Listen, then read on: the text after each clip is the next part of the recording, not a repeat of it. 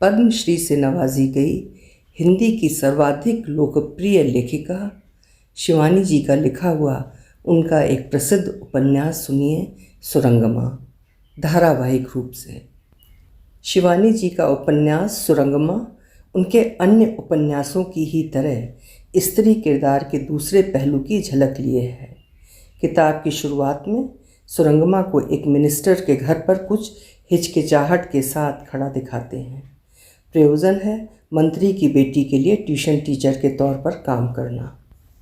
ये उपन्यास एक एकाकी युवती की आंतरिक और बाहरी संघर्षों की मार्मिक कथा है। तो आरंभ करते हैं शिवानी जी का लिखा हुआ उपन्यास सुरंगमा, धारावाहिक रूप से। आज सुनिए पहला भाग।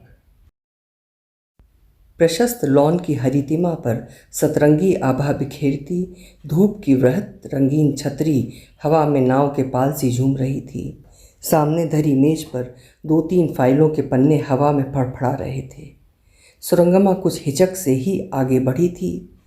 एक बार जी में आया वहीं से लौट जाए। अभी तो किसी ने उसे देखा भी नहीं था। फिर मीरा के शब्द उसके कानों में गूंज गए। डैडी ने सब बातें कर ली हैं, तू ना ही मत करना सुरंगमा। तेरे भविष्य के लिए यही सामान्य ट्यूशन एक दिन असामान्य सिद्ध होगा। पांडे जी इस समय मंत्रिमंडल के सबसे दैदीप्यमान नक्षत्र हैं। सुरंगमा फिर उसी मेज के पास खड़ी हाथ की घड़ी देखने लगी थी। मेज पर चश्मा औंधा पड़ा था। फाइल के पन्ने अभी भी फड़फड़ा रहे थे। हाथ की घड़ी 9 बजा रही थी, पर जिसने उसे 8 बजे मिलने का समय दिया था वो कहीं नहीं था। वो तो अच्छा था, वो आज 8 ही बजे शाम को खाना बनाकर भी बना बनू कर ढाँप कर आई थी। ठीक 10:30 बजे बैंक पहुंचना था। कब तक ऐसे खड़ी रहेगी? उसने इधर उधर दृष्टि फेरी। एक बेंच पर कई खद्दर की टोपियां एक साथ दिख गईं। लगता था सब मंत्री जी के मिलने वाले थे। ओफ, इतनी भीड़ में क्या उसे देख पाएंगे मंत्री जी? अगर आ भी गए तो उस भीड़ के घेरे को चीर कर उन तक पहुंचने में ही उसे घंटा भर लग जाएगा। कैसी विचित्र भीड़ थी। कोई सुरती फाँक रहा था, कोई पनबट्टे से बीड़ा निकाल रहा था। तभी एक मतमैली सी रंग उड़ी शेरवानी पहने हृष्ट पुष्ट सज्जन टोपी संभालते उसकी ओर बढ़ाए। क्यों बहन जी, कै बजे मिलेंगे मंत्री जी? कोई कह रहा है गवर्नमेंट हाउस चले गए हैं। मुझे पता नहीं, मैं स्वयं ही उनसे मिलने आई हूँ। सुरंगमा का रूखा स्वर उन्हें और भी वाचाल बना गया। आई सी, आपसे उनका पुराना परिचय है शायद। उनकी गिद्ध दृष्टि में कौतूहल की सहस्र किरणें एक साथ फूट उठीं। उस अभद्र प्रश्न का उत्तर दिए बिना ही सुरंगमा फिर लॉन के सीमांत पर लगे एक पाम वृक्ष की सुबृहत छाया में खड़ी हो गई। वहीं पर अर्धवृत्ताकार घेरे में बैठी देहाती महिलाओं की कई जोड़ी आंखें उसे बड़े विस्मय से घूरने लगीं। उनमें से एक के हाथ में एक लंबा सा कागज़ था। लगता था वही उस दल का नेतृत्व कर रही है और अपनी कोई दरख्वास्त लेकर मंत्री जी से मिलने आई है। वो उस भीड़ से भी दूर छिटक कर बरामदे की ओर बढ़ ही रही थी कि एक नाटा सा व्यक्ति मिलने वालों की भीड़ में ही उसे ढूंढता उसकी ओर चला आ रहा था। क्षमा कीजिएगा, आपको रुकना पड़ा। मैं मंत्री जी का पीए हूँ, बड़ी देर से आपको ढूंढ रहा था। आप यहाँ क्यों खड़ी रह गईं? आइए आइए, मंत्री जी आपसे अंदर के कमरे में ही मिलेंगे। वो बिना कुछ कहे उसके साथ साथ चलने लगी। एक बार फिर दौड़कर घर भाग जाने की तीव्र इच्छा उसके अंतर्मन को झकझोर उठी। क्यों आ गई थी वो यहाँ? कैसी भीड़ थी। लग रहा था मिलने वालों की भीड़ निरंतर बढ़ती ही जा रही है। देखते ही देखते कितनी ही रंग बिरंगी कारें, वर्दीधारी पुलिस अफसर, महिलाएं बरामदा घेर कर खड़ी हो गईं। कोई चादर ओढ़े निपट देहातिन, कोई मलिन बुर्का धारिणी, कोई होठों को रंगे पटुआ झुलाती अधैर्य से घड़ी देख रही थी। कोई झकाझक स्वच्छ बगुला के पंख सी श्वेत साड़ी में समाज सेवा की जीवंत विज्ञापन बनी खड़ी अंतरंगतापूर्ण अधिकार से पीए से पूछ रही थी, अरे भाई कब मिलेंगे दिनकर जी? कल तो फ़ोन पर सुबह ही चले आने को कहा था उन्होंने। कितनी खद्दर की तिरछी टोपियाँ थीं, कितने खद्दर के कुर्ते, पान से रंगी कितनी कुटिल बत्तीसियाँ। पीए उसे एक सुदीर्घ टेढ़ी मेढ़ी सकरी गली से ले जाता अनर्गल बोलता चला जा रहा था। असल में आज मंत्री जी का एकदम ही पैक्ड प्रोग्राम है। 2 यूनिवर्सिटियों के अध्यापकों के 2 डेपुटेशन आए हैं उधर 3 बजे एक मीटिंग है, 10 बजे एक अस्पताल का उद्घाटन करने सीतापुर जाना है। इसी से कहने लगे यहीं बुला लो। शेव कर रहे हैं, खास मिलने वालों को हमेशा वहीं बुलाते हैं। आप 1 सेकंड रुकें, मैं खबर कराऊं। सुरंगमा थमक कर बाहर ही खड़ी हो गई। आए। पीए पर्दा उठाकर नम्र भृत्य की मुद्रा में खड़ा हो गया। मोटे मोटे भारी पर्दों से प्रशस्त कमरा भी उसे एकदम अंधेरा लगा। बड़ी कुर्सी में बैठे जिस महिमामय व्यक्ति के व्यस्त जीवन की विशद भूमिका वो मार्ग भर सुनती आई थी, उसे देखते ही वो ठिठक कर खड़ी रह गई। आइए आइए मिस जोशी, बैठिए। हाथ जोड़कर वो जिस नम्रता में दोहरा हो गया, उसके लिए सुरंगमा प्रस्तुत नहीं थी। मूर्ख सी वो बिना प्रत्युत्तर दिए ही खड़ी रह गई। बैठिए ना। हड़बड़ा कर उसने हाथ जोड़े और बैठ गई। श्याम वर्णी चेहरे को सद्य फेरी गई ब्लेड की स्पर्श ने और भी चिकना बना दिया था।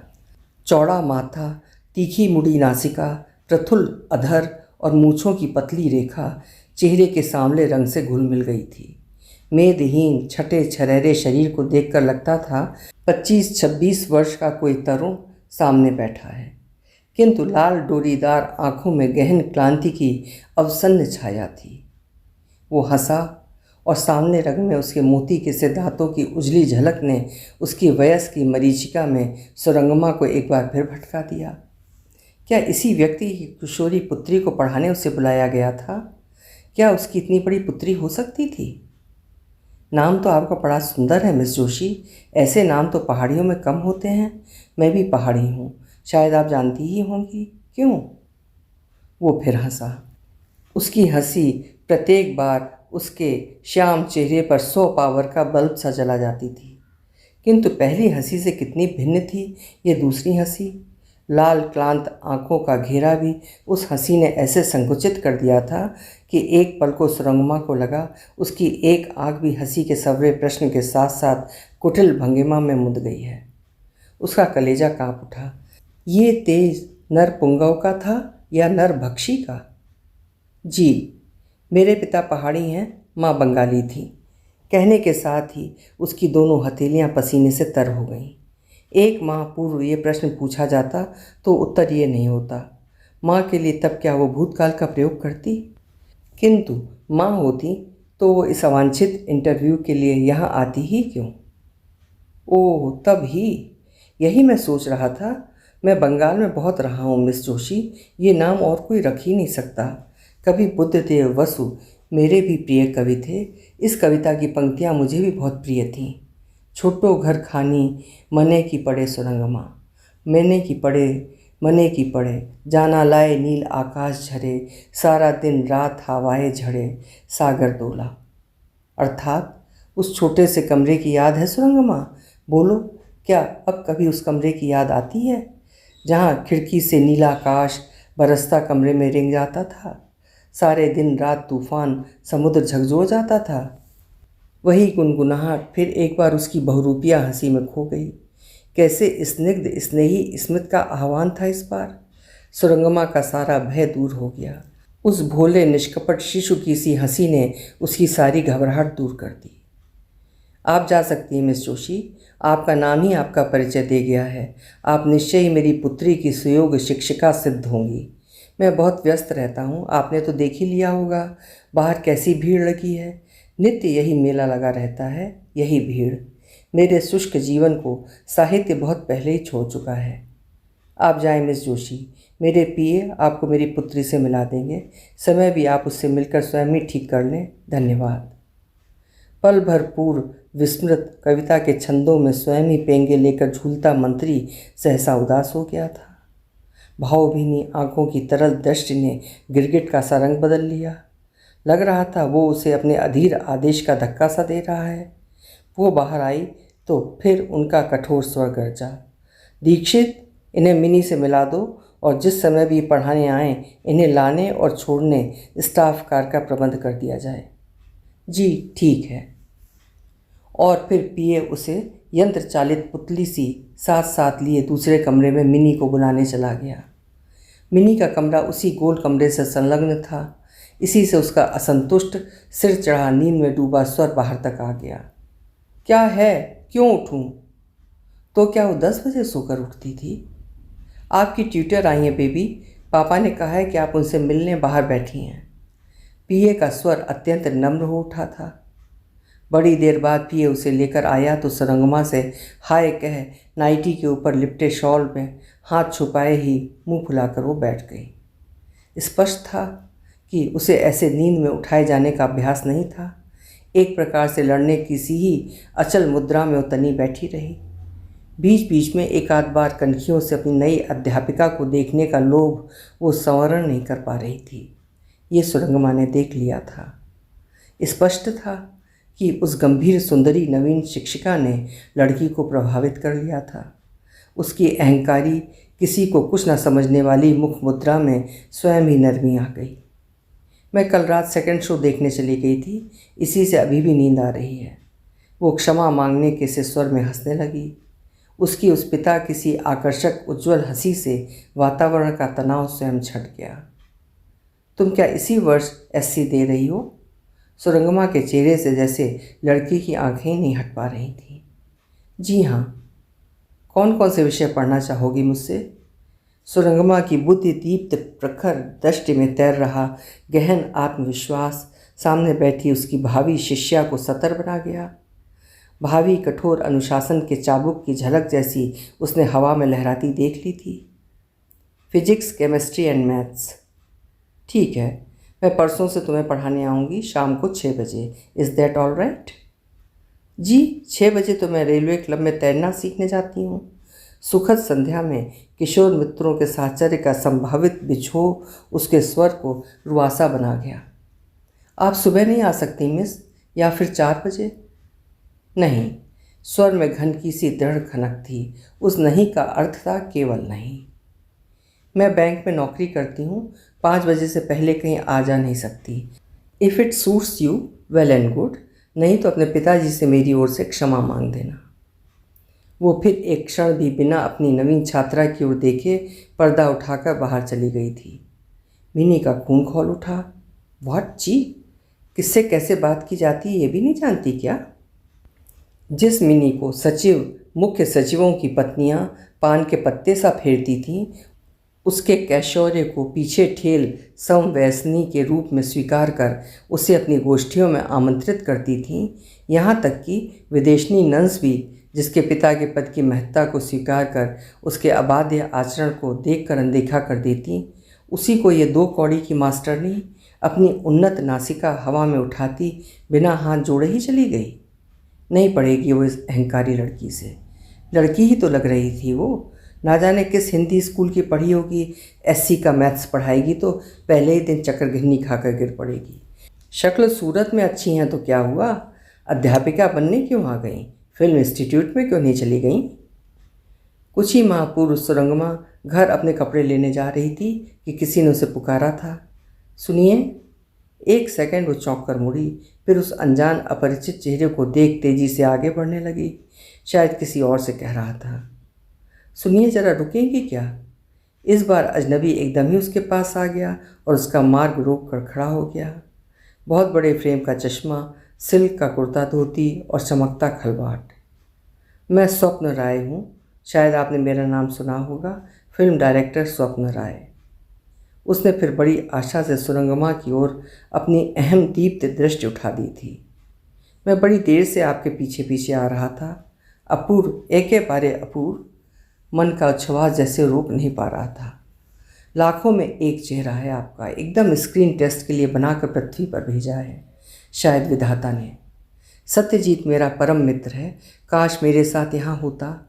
मोशाई एकदम यही चेहरा ढूंढ रहा था स्वप्न राय। कहाँ कहाँ नहीं घूमा, पर चेहरा मिलता भी था तो भावना विहीन, और जहाँ भावपूर्ण चेहरा जुटता वहाँ एक ना एक दोष। या तो आंखें छोटी, या चुबुक तीखा, या नाक बहुत लंबी। पर आहा, तबीयत खुश कर दी आपने। जैसा ही चेहरा वैसा ही फिगर। मिस, क्या शुभ नाम है आपका? पता, फ़ोन नंबर? एक बार यदि दया करके मेरे स्टूडियो को पवित्र करें। पॉकेट से डायरी निकाल कर हाथ में कलम साध कर सुरंगमा का नाम लिखने को उद्यत हो गया था। सुनिए, मेरी माँ मृत्युशैया पर है, मुझे अभी वहाँ पहुँचना है। कह वो एक प्रकार से उसे धक्का देकर आगे बढ़ गई थी। अब कभी कभी सुरंगमा को अपने उस दिन के रूखे व्यवहार पर स्वयं ही दुख होता था, किंतु दोष उसका नहीं था। उन दिनों वो अपने जीवन की कठिन अग्नि परीक्षा से गुजर रही थी। हाथ के जिस सामान्य से दर्द को माँ ने वात जनित व्याधि समझकर ध्यान नहीं दिया था, वही 7वें दिन उसे तीव्र ज्वर और असह्य पीड़ा में तड़पा गई थी। माँ के कॉलेज में उसकी छुट्टी की अर्जी देकर वो भागी भागी अपनी सहपाठिनी मीरा के घर गई थी। मीरा के पिता मेडिकल कॉलेज में रीडर थे। उन्होंने सुरंगमा को उसकी माँ का मृत्यु दंड सुनाया था। हड्डियों की मज्जा में भी ल्यूकोमिया का विष फैल चुका था। सारा कोमा में रोगी के जीवन की आशा करना व्यर्थ है बेटी, वैसे कानपुर या बम्बई ले जाकर देख लो। माँ के कॉलेज की सहृदय अध्यापिकाओं ने उसे एकांत में बहुत समझाया था। माँ की प्रिंसिपल भी बंगाली थी। उन्होंने उसे फंड का रुपया भी दिलवा दिया था, किंतु फिर भी माँ के उस राजरोग की दामी चिकित्सा उसके लिए असंभव हो उठी थी। नित्य तीसरे चौथे दिन रक्त चढ़ाया जाता, किंतु नियति उसमें किसी कुटिल ग्वाले की ही भांति फिर पानी मिला देती। स्वयं राजलक्ष्मी भी अपने असाध्य रोग की विषम स्थिति जान गई थी। सुरंगमा जब माँ को लेकर कलकत्ता गई तब उसके मन में क्षीण आशा और भी थी। कभी कलकत्ते के पास ही उसके नाना का बहुत बड़ा कारोबार था। आज तक कठिन से कठिन विपत्ति आने पर भी माँ ने कभी वर्षों पूर्व छूट गए पितृगृह के प्रति कोई ममता नहीं दिखाई थी। क्या पता इस बार माँ उसे नाना का पता देकर मिलने भेजी दे। किंतु राजलक्ष्मी अपने पिता के कठोर स्वभाव को खूब पहचानती थी। उनकी दृष्टि में उसका अपराध अक्षम्य था। वैभव में लालिता राजलक्ष्मी जब पिता के कठोर अनुशासन की धज्जियाँ उड़ाकर अपने म्यूज़िक ट्यूटर के साथ भागी थी, तब उसकी वयस थी केवल 17 वर्ष। कानून की दृष्टि में वो नाबालिग थी। राजा प्रबोध रंजन राय चौधरी ने अपनी उस इकलौती पुत्री को ढूंढने में पैसा पानी की तरह बहा दिया था, किंतु गोविंदपुरवा के जिस अज्ञात प्राय ग्राम में गजानन जोशी उसके लाड़ों की पली राजलक्ष्मी को लेकर अपना हनीमून मना रहा था, वहाँ राजा प्रबोध रंजन के लाख लाख सिपाही भी उसे नहीं ढूंढ सकते थे। कैसा विचित्र रहा होगा माँ का जीवन। कभी कभी सुरंगमा को माँ का रहस्यमय अतीत अनमयस्का बना जाता। कहाँ फ्रेंच गवर्नेस मादाम क्रिस्टीन का अनुशासन, पिता के मोनोग्राम अंकित कटलरी में साहबी छोटा हाजिरी, 20 दास दासियाँ, 4 घोड़ा जूती वो फिटन जिसे उसके नाना ने कलकत्ते की बड़ी गौहरजान से खरीदा था। जब वो छोटी थी तब कभी कभी रंग में आने पर माँ उसे अपने शैशव की विलास वैभव की कहानियाँ सुनाती, जैसे दूसरी ही माँ बन उठती। वो फिर लखनऊ के गर्ल्स कॉलेज की अध्यापिका राजलक्ष्मी जोशी नहीं, राजा प्रबोध रंजन राय चौधरी की राजकन्या राजलक्ष्मी बन जाती। बड़ी गौहरजान नाना की गर्लफ्रेंड थी। उसकी नानी की रहस्यमयी मृत्यु के पश्चात कोठी में उनका आना जाना नौकर चाकर दास दासी सबने बड़े स्वाभाविक रूप में ही स्वीकार कर लिया था। नित्य संध्या होते ही सजी फिटन के घोड़ों की टाप सुनते ही राजलक्ष्मी दौड़कर गौहर मासी से लिपट जाती। ठीक रात की रानी के संध्याकालीन पुष्पों से ही महकती थीं गौहर मासी। तेरे नाना को वो नाम लेकर पुकारती थीं, प्रबोध। मेरा नाम भी तो उन्हीं का दिया है। मुझे देखते उन्होंने पापा से कहा था, लोखीर मत कपालनीय ऐसे छे प्रबोध डागबे राजलक्ष्मी। अर्थात लक्ष्मी का सा ललाट लेकर आई है प्रबोध, इसे राजलक्ष्मी कहकर ही पुकारना। किंतु राजलक्ष्मी के ललाट पर लिखी विधि की अदृश्य लिपि को किसी ने नहीं देखा था। वो लिपि कठोर संघर्ष की, आघातों की और असाध्य रोग जनित कठिन यंत्रणा की रेखाओं से उसके प्रशस्त ललाट को उसी क्षण संकुचित कर गई थी। पहले पहले गोविंदपुरवा के सरल ग्रामवासियों ने उस जोड़ी को संदिग्ध दृष्टि से ही देखा था। एक तो गजानन का चेहरा ही कुछ ऐसा था कि कोई भी उसकी ओर मैत्री का हाथ बढ़ाने में हिचकता था। हर समय सकपकाई सी दृष्टि, उठने बैठने में एक सहमी सी हिचकिचाहट और आवश्यकता से अधिक पैनी चतुर आँखें। दोनों की वयस का अंतर भी छिपाए से नहीं छिप सकता था। कच्ची कली सी सांवली राजलक्ष्मी के सलोने चेहरे पर पीढ़ियों के आभिजात्य की सुस्पष्ट छाप थी। गंभीर उदास चेहरे की उस दुबली पतली लड़की का परिचय जब राम भजन मोदी को अपनी पत्नी के रूप में देकर गजानन ने ग्राम में रहने की शरण मांगी, तब उसने उसी दिन पंचायत बुलाकर पंचों की राय ली थी।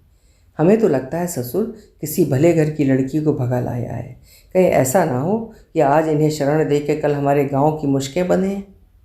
पर अंत तक राजलक्ष्मी की करुण भीरु दृष्टि उस उदार ग्राम का आश्रय पाने में सफल ही हुई थी। ग्राम पाठशाला से संलग्न एक जीर्ण देवालय से सटी एक खपरेल की छाई कोठरी उन्हें मिल गई। किराया उनसे कुछ भी नहीं लिया गया था। जोशी महाराज ब्राह्मण थे, देवालय की पूजा करते रहेंगे और कुछ दिनों तक स्कूल के अस्वस्थ हेडमास्टर का कार्यभार भी उन्हें संभालना होगा। कुछ ही दिनों में गजानन जोशी ने अपने रहन सहन और आचार व्यवहार से ग्रामवासियों को प्रभावित कर लिया। साफ सुथरा रेशमी कुर्ता, चुन्नटदार धोती, अनामिका में सोने की अंगूठी, खुले सुवर्ण बटनों से झांकती यज्ञोपवीत की डोरी, मंदिर में लगी मकड़ी के जालों को झाड़ झूड़ कर वर्षों से मलिन शिवलिंग को सोडा से साफ कर गजानन ने चमका दिया।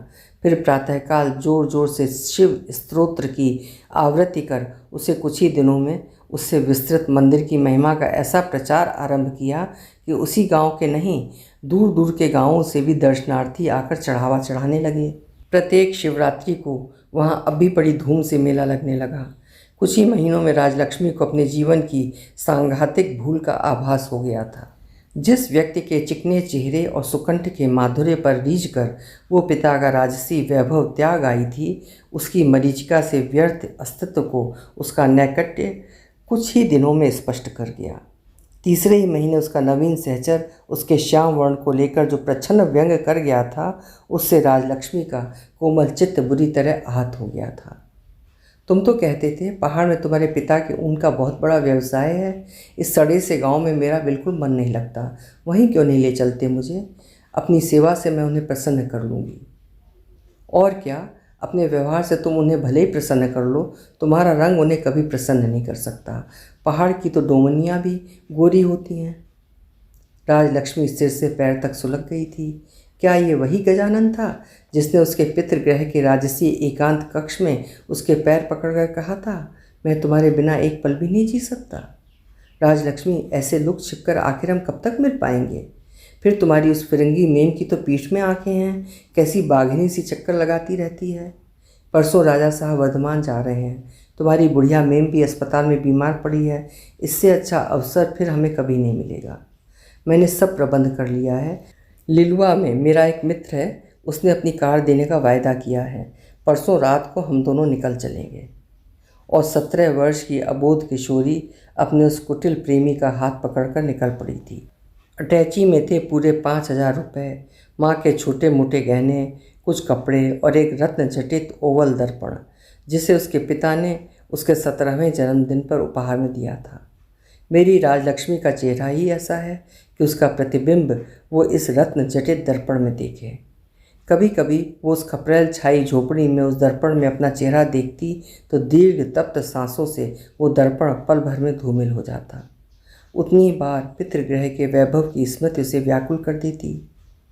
मंदिर के चढ़ावे के अतिरिक्त गजानन की पाठशाला से भी खासी आमदनी थी। उसके भाग्य से ही शायद हेडमास्टर को प्लूसी हो गई थी। वेतन के अतिरिक्त ग्राम के शिष्य कभी दूध दही, कभी लकड़ी और अनाज ला ला कर उसका भंडार भर जाते। उस पर ग्राम भर की अर्जियाँ, तार, चिट्ठी लिखने के अतिरिक्त उसने एक काम और खोज लिया था। दूर दूर से लोग उसके पास कुंडली दिखाने आने लगे थे। उसका ज्ञान कितना था ये तो केवल राजलक्ष्मी ही जानती थी, किंतु लोगों को जोशी पंडित की गणना में अद्भुत विश्वास था। राजलक्ष्मी को पति के ये सब धंधे जरा भी अच्छे नहीं लगते थे। उस पर वो गजानन में एक अजीब परिवर्तन भी लक्ष्य कर रही थी। संध्या होते वो न जाने किधर निकल जाता। कुंडी चढ़ाकर वो अकेले ही बड़ी रात तक उसका खाना लिए जागती रहती। क्या पता पिता के भेजे किसी सिपाही ने उसे पकड़ लिया हो। जब लौटता तब चेहरा न जाने कैसा तमतमाया रहता और दोनों आंखें रहती जवाब फूल सी लाल। धीरे धीरे उसने स्वयं ही उस रहस्य की गुत्थी सुलझा ली थी। पति के मुंह से आती देशी ताड़ी की महक पहचानने में उसे विलंब हो भी कैसे सकता था। इस महक के सुमार्जित रूप से उसके शैशव का परिचय बहुत पुराना था। उसके पिता के सेलर की प्रसिद्धि दूर दूर तक थी। जिस पिता की बैठक में उसके मित्रों की महफिल जमती, मदाम उसे संध्या 7 बजे खिला पिलाकर सुला देती। पर सोने से पहले अपनी लाडली पुत्री को दुलारने पिता एक बार अवश्य आते थे और उनकी आगमनी पूरे कमरे को एक तीखी कड़वी सुगंध से भर जाती। उस गंध की कुहेलिका बड़ी देर तक कमरे में मंडराती रहती, किंतु पति के साथ आई इस नवीन दुर्गंध से उसे उबकाई सी आने लगती। पहले पहल वो पीकर आता तो चुपचाप सिर झुकाए चूल्हे के पास ठंडा खाना खाकर मुंह ढाँप डूब कर सो जाता। क्रोध में उफनती लक्ष्मी कच्ची दीवार की ओर मुंह फेर कर बड़ी देर तक निशब्द सिसकती रहती। पर मंदिर के चढ़ावे की समृद्धि के साथ साथ धीरे धीरे गजानन का दुस्साहस भी बड़ी निर्लज्जता से बढ़ता चला गया था। अब वो रात आधी रात को लौटता तो कभी अनर्गल बकता, कभी थाली पटक लक्ष्मी पर अकारण ही बरसने लगता। दिन भर पड़ी पड़ी खटिया तोड़ती है, ये भी नहीं कि दिन भर हाड़ तोड़ मेहनत कर आए मालिक को ढंग से रोटी बना कर ही दे दे। ये भी कोई खाना है? तेरे बाप के यहाँ ऐसा ही खाना खाया जाता होगा क्या? मैं पूछता हूँ, पराठे बनाने में क्या तेरे बाप के घी खर्च होता है? कल ही तो गुरुसरन चौथाई टिन देसी घी का पहुँचा गया है। सहमी सी लक्ष्मी एक कोने में दुबक जाती। दूसरे दिन पराठे बनाकर रखती तो फिर थाली दूर पटक देता। मैं पूछता हूँ, ये रोज़ रोज़ पूरी पराठे खिलाकर क्या मेरा लिवर चौपट करेगी? जानती नहीं मेरा लिवर कमज़ोर है। अपना तो रोज़ पूरी पराठे खाकर मुटा रही है साली। कभी कभी लक्ष्मी उसकी हिंदी में दी गई गालियों को समझ भी नहीं पाती थी। गजानन वर्षों बंगाल में रहा था, इसी से उसकी बंगला में एक सहज स्वाभाविकता थी, किंतु इधर उसे चिढ़ाने को जानबूझकर ही हिंदी बोलने लगा था। जिस नैन नक्श की उसकी गौहर मासी लाख लाख बलैयाँ लेती थी, उसी के दिन रात खिल्ली उड़ा उड़ा कर उसने लक्ष्मी को ऐसी हीन भावना से त्रस्त कर दिया था कि वो घंटों उस रत्न जड़ित दर्पण में अपना चेहरा देखती रहती। क्या वो सचमुच ही इतनी कुत्सित है? उसकी उज्ज्वल बड़ी बड़ी आँखों की करुण तरल चाशनी ने उन्हें और भी बड़ी बना दिया था। रक्ताल्पता की विवर्णता उसके चेहरे को सांवला होने पर भी गेहुआ बना गई थी। शरीर पहले की अपेक्षा क्रश हो गया था, किंतु आँखों में विद्रोह की ज्वलंत दृष्टि दिन प्रतिदिन उग्रतर होती चली गई थी। धीरे धीरे एक सी ही नीरस दिनचर्या में लक्ष्मी का 1 वर्ष बीत गया था। रात को असमय लौटे पति की अनिश्चित अस्थिर डगमगाती पदचाप सुन वो द्वार खोल फिर दीवार की ओर मुँह फेर कर लेट जाती। पति की गालियों की अजस्र वर्षा भी अब उसे करवट लेने को नहीं उकसा पाती। न उसके विद्रोही चित्त में भय था, न संकोच। पर जब नशे में पशु बन गया पति उसे किसी किसी दिन अपने उग्र प्रणय निवेदन से त्रस्त कर देता तो वो आतंकित होकर चीख उठती। किंतु ग्राम की बस्ती से दूर उस देवालय की कोठरी की जीर्ण दीवारों से टकराकर उसकी चीख उसी तक लौट आती। बाबा बाबा बाबा गो। वो असहाय भीड़ करुण स्वर में गाय सी रंभाती रहती और उसका वो पति, जिसके सुदर्शन चेहरे, लंबी काठी की कंचन काया पर रीझ वो बिना आगा पीछा सोचे पितृगृह से निकल आई थी, उसे घृणा से देख कमरे में ही पच्चे से थूक देता। खुकू एके बारे जैनो मुखे दांत नहीं, जत सब नकामी। अर्थात एकदम बच्ची है, जैसे मुंह में दांत ही नहीं है, नखरे देखो इनके। फिर पति की परितृप्त उल्लसित विभत्स अट्टहास की गूंज उसे चेतनाहीन कर देती। अपनी ही रुद्ध श्वास की अवरुद्ध गति कभी उसे भयत्रस्त कर देती। इतनी तेज़ तेज़ सांस क्यों चलने लगी थी उसकी?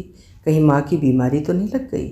फिर खर्राटे भरते पति पलंग से नीचे लटके आधे धड़ को देख वो सारी सारी रात अपनी खिड़की पर खड़ी हो संलग्न देवालय के गवाक्ष से आते प्रदीप के धूसर प्रकाशपुंज को देख कर ही काट देती।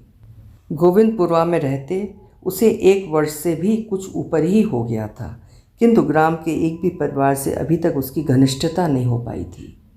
सरल ग्रामवासियों में जहाँ प्रचुर मद्यपान करने पर भी गजानन जोशी को अनोखा सम्मान प्राप्त था, वहीं पर उसकी एकांत प्रिया पत्नी को ग्राम ने स्वीकार नहीं किया था।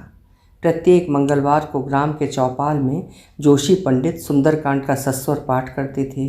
ग्राम भर की स्त्रियां पत्र, पुष्प, फल आदि आंचल में भर रामायण सुनने आती और फुसफुसाती। कैसी होगी ये पंडिताइन? ऐसी अमृत वर्षा करते हैं जोशी पंडित, पर एक दिन भी तो सुनने नहीं आती। पंडित जोशी के रामायण पाठ की चर्चा धीरे धीरे दूर तक फैलने लगी। जितनी ही दर्शनार्थियों की भीड़ बढ़ने लगी, उतनी ही अधिकाधिक दक्षिणा से गजानन की छींट की थैली भरने लगी। एक तो सीधा साधा उस्तादी कंठ, उसमें स्वर का जन्मजात माधुर्य और चौपाइयों का स्वाभाविक मधु।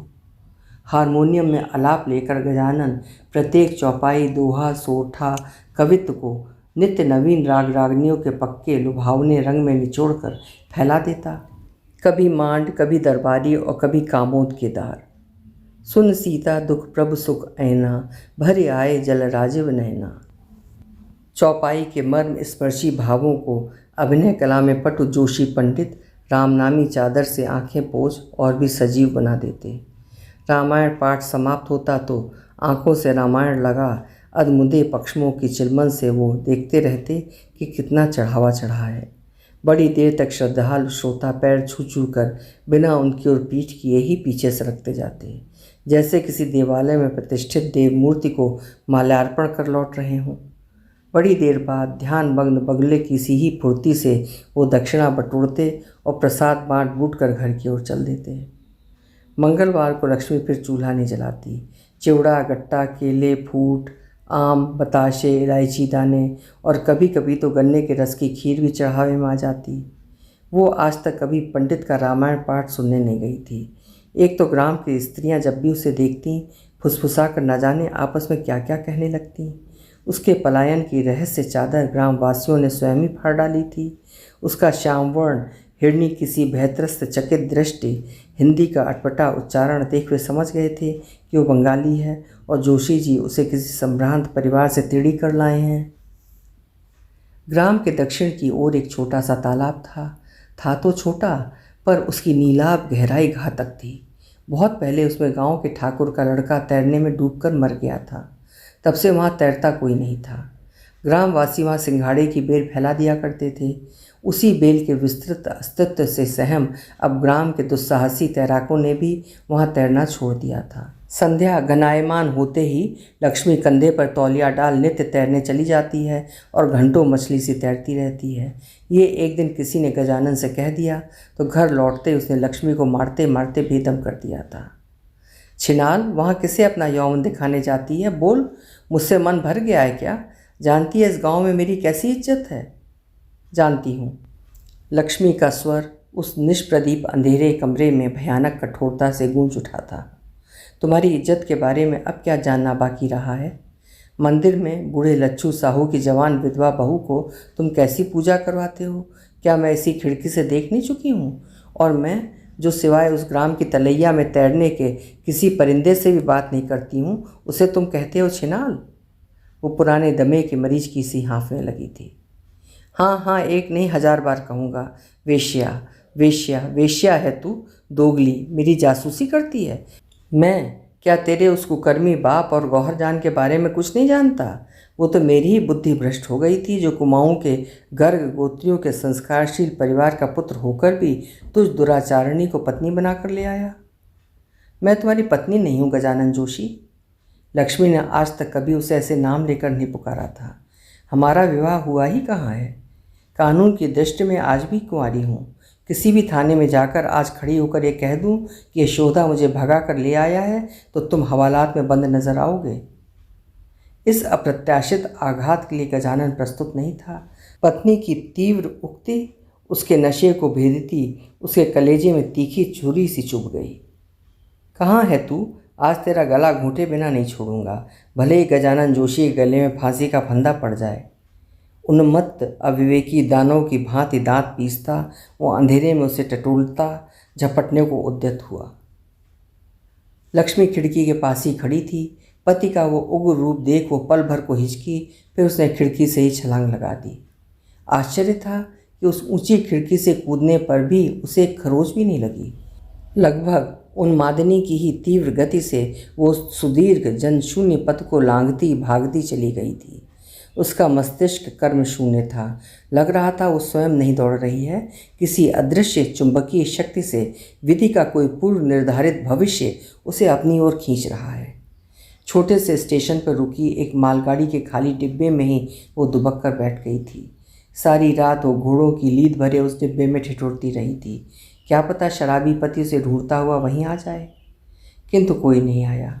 एक कठोर झटके से अपने लौह अंजर पंजर हिलाती मालगाड़ी जब चली तब विदा लेते उस स्टेशन के कनेर पर भोर की चिरैया चहक रही थी। लक्ष्मी की आंखों से झरझर कर आंसू बहने लगे।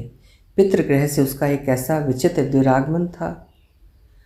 दिन डूबे मालगाड़ी किसी बड़े स्टेशन पर रुकी और चोरों की भांति इधर उधर देखती लक्ष्मी नीचे उतर गई। पहली बार उसे अपनी असहाय विवशता का आभास हुआ और उसके दोनों पैर बुरी तरह कांपने लगे थे।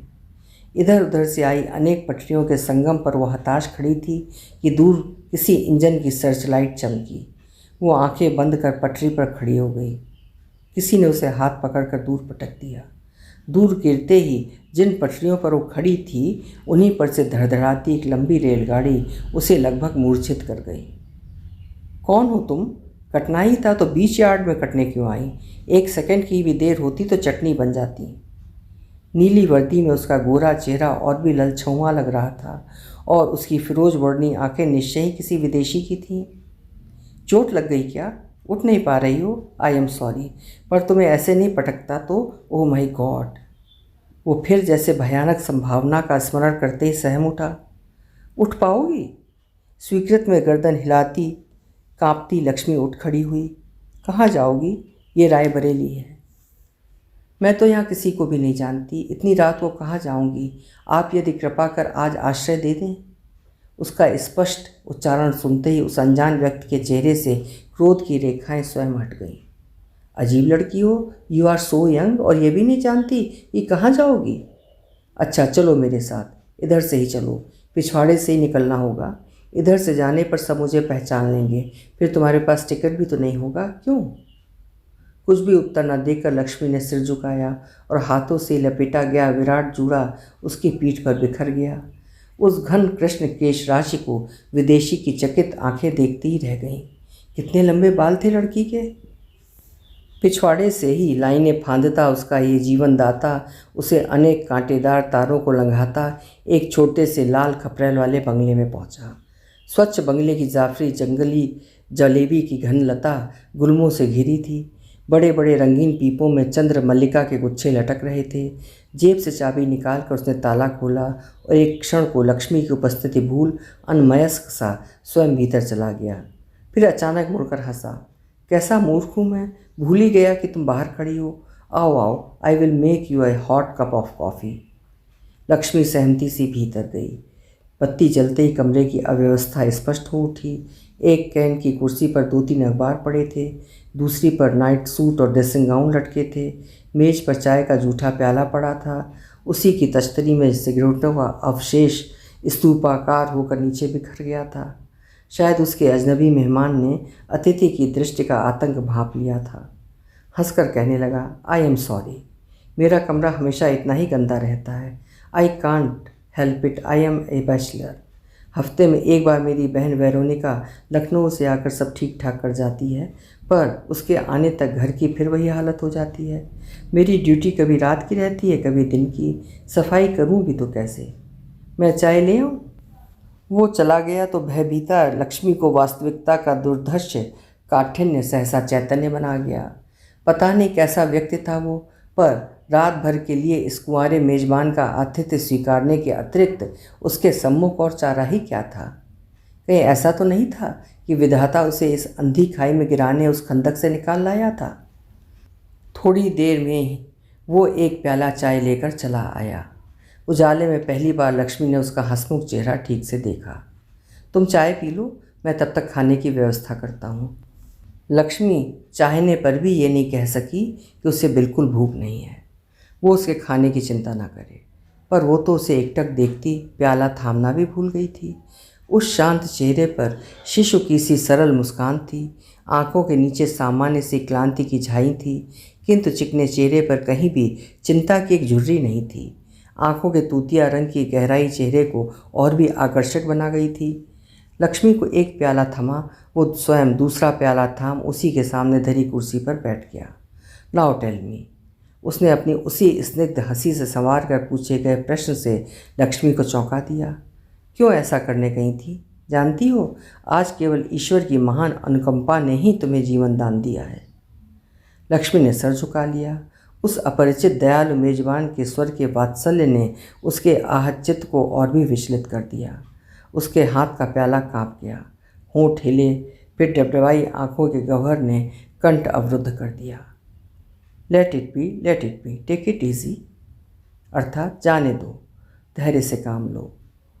जब तुम ठीक हो जाओगी तब बातें करेंगे। तुम चाय पी लो, तब तक मैं ही अपना परिचय दे दूं। क्यों? वो फिर हंसा। मेरा नाम रॉबर्ट है, रॉबर्ट म्यूरी। पिता अंग्रेज़ थे, माँ आयरिश। मेल में गार्ड हूँ, इसी से तुम जहाँ भी जाना चाहोगी वहाँ तुम्हें पहुँचाने में मुझे कोई भी दिक्कत नहीं होगी। और तुम्हारा नाम क्या है? उसकी निष्कपट हंसी लक्ष्मी को हाथ पकड़कर किसी अबोध शिशु की भांति जैसे पृथ्वी पर पहले डगमगाते चरण धरना सिखा रही थी। लक्ष्मी। चाय के प्याले में ही दृष्टि गड़ाकर उसने कहा, ओह लक्ष्मी, द गॉडेस। उसने फिर अपनी परिहासयुक्त हंसी से गंभीर साहसी लक्ष्मी को हंसाने की चेष्टा की थी। लक्ष्मी का चेहरा लाल हो गया, शायद उसके अस्तित्व बोध को देख। फिर वो स्वयं खिसियाकर उठ गया।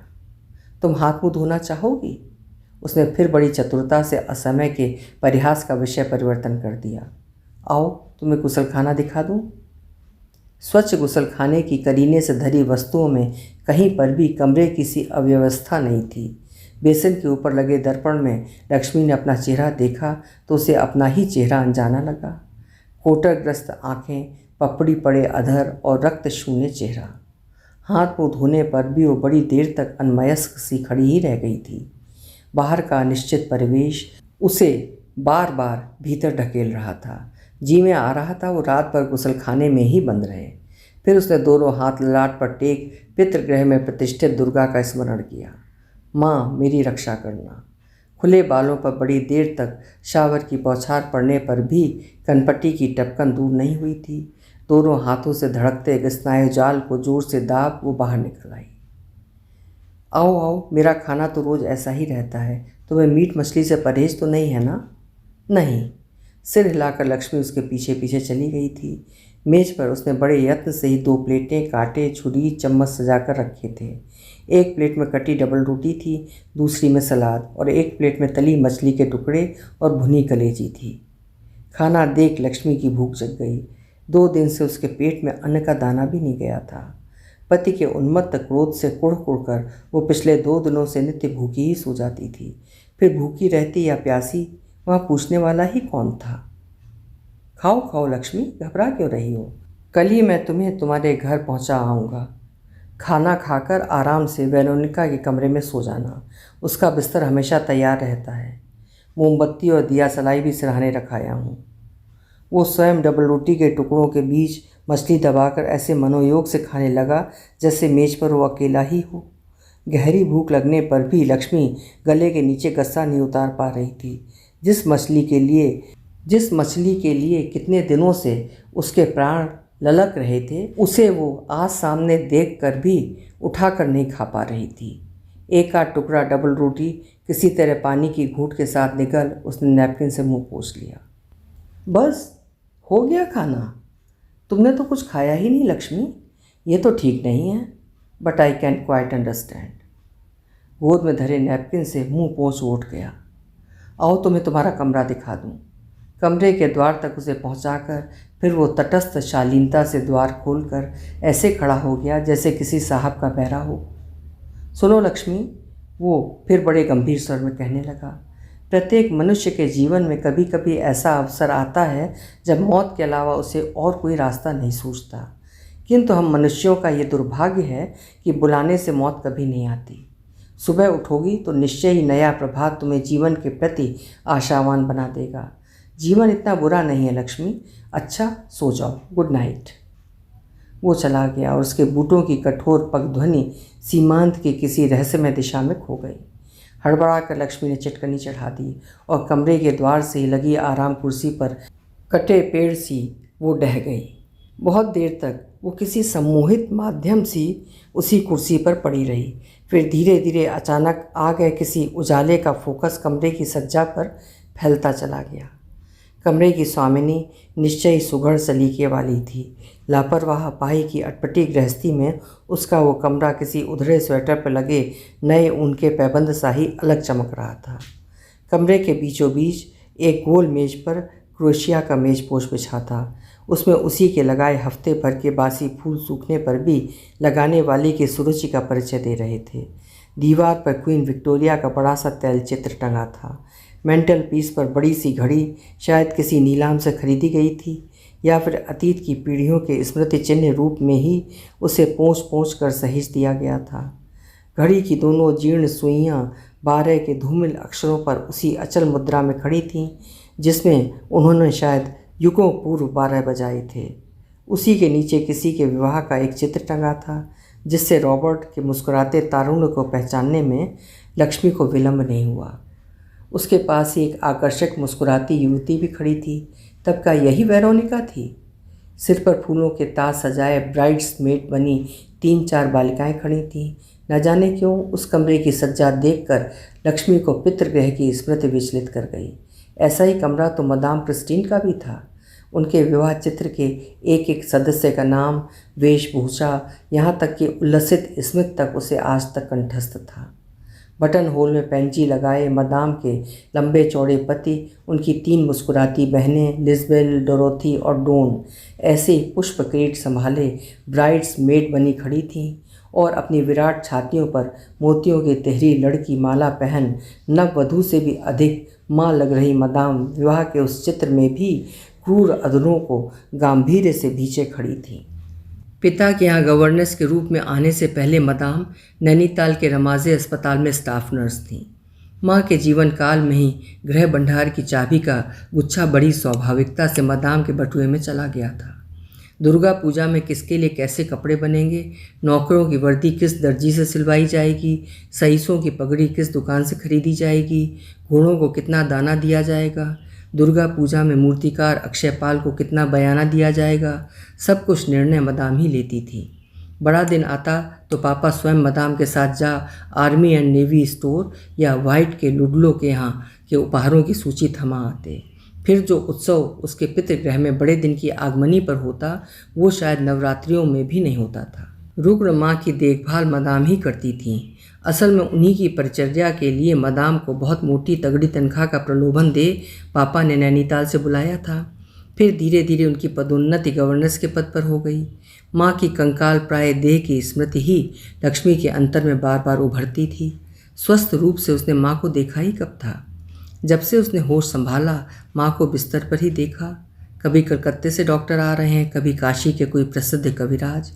सैकड़ों कंडों की आंच में लोहे की विराट कढ़ाई में गोमूत्र में शोधा गया आसव पकता और कहीं मदाम कबूतरों को निचोड़ निचोड़ कर ऐसे ताज़ा रक्त निकालती जैसे कबूतर ना होकर संतरे हों।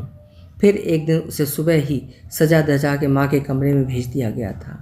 ले गई गृह की पुरानी दासी माया। वो माँ के मायके की दासी थी। उसके साथ मदाम होती तो शायद माँ कुछ नहीं कहती, पर माया थी शायद इसी से उसके हृदय का गह्वर अंतिम बार पुत्री के सम्मुख मुखर हो फूट गया था। आमा के विष दिच्छे डाका तरा खुकू, आमा के विष दिच्छे, अर्थात मुन्नी ये डाकू मुझे जहर दे रहे हैं, जहर। माया की सूजी आंखें और लाल नाक देखकर भी वो अबोध मूर्खा कुछ नहीं समझी थी।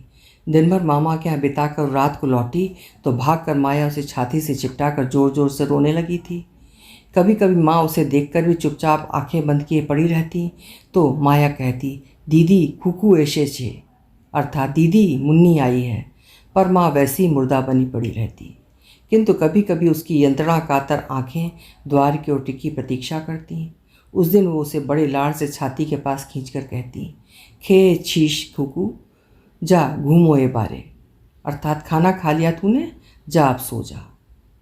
आज उसके क्षत विक्षत चित्त में माँ की एक ही करुण छवि अंकित थी, भयार्थ दृष्टि और वो सहमा कंठस्वर, खुकू डाका तारा आमा के विष दिच्छे।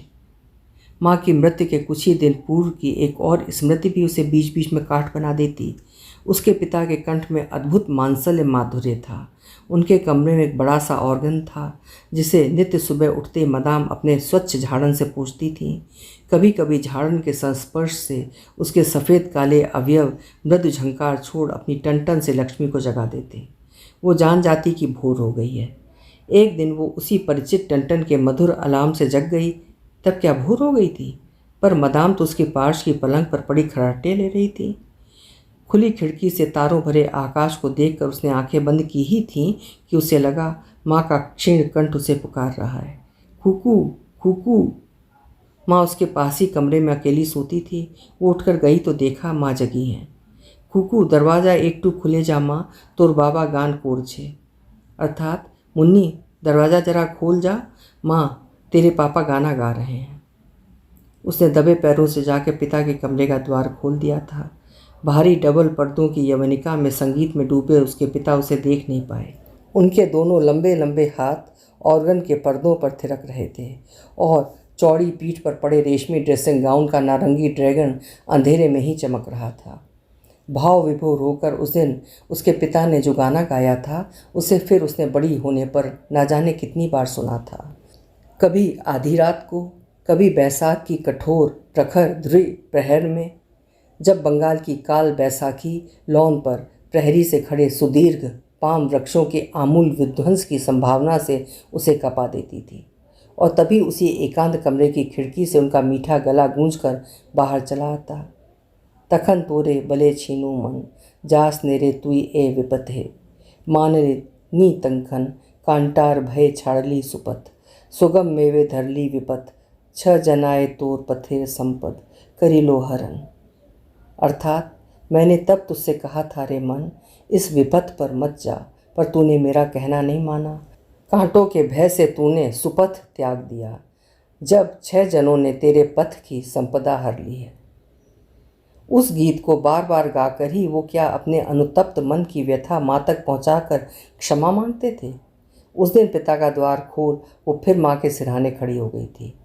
कीरे अमार काछे शूबी, अर्थात क्यों री, क्या मेरे पास सोएगी? हंसकर फिर माँ ने अपने रजाई का प्रवेश द्वार उसके लिए खोल दिया था। वो जानती थी कि यदि कहीं मदाम ने उसकी यह बाध्यता पकड़ ली तो नन्ही हथेली पर उनके तीखे चाबुक के अनेक प्रहार सहने होंगे।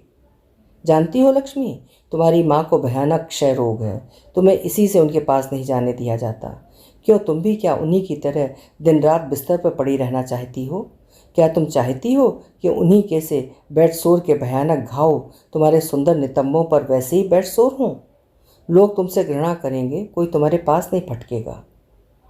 मेरी माँ से कोई घृणा नहीं करता, एक तुम ही उनसे घृणा करती हो। पहली बार उसने अपने मुंह फट शैशव की चोट से मदाम को हतप्रभ कर दिया था। तुम बहुत शैतान और दुष्ट लड़की हो। मदाम का मरकट मुखी चेहरा क्रोध से और भी लाल बन गया था। लक्ष्मी पैर पटकती रोती अपने कमरे में भाग गई थी।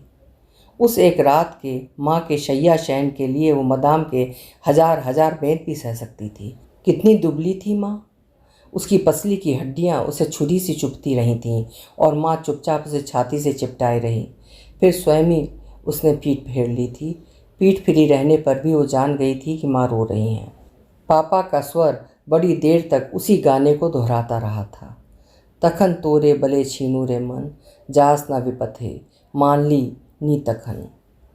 खिड़की से आती काठाल चंपा की दम घोंट देने वाली तीव्र सुगंध के साथ माँ की देह से आती दवाइयों की गंध मिलकर अब भी कभी उसके नथुने फड़का जाती। आज इस अपरिचित मेहमान की खिड़की से आती वैसी ही पुष्प गंध उसे पितृगृह के बिछड़े अतीत की ओर खींच रही थी। कैसा आश्चर्य है कि कभी कोई जानी पहचानी पूर्व परिचित सुगंध भी भूले बिसरे धुंधले अतीत को सदैव अंकित चित्र सा ही स्पष्ट कर देती है।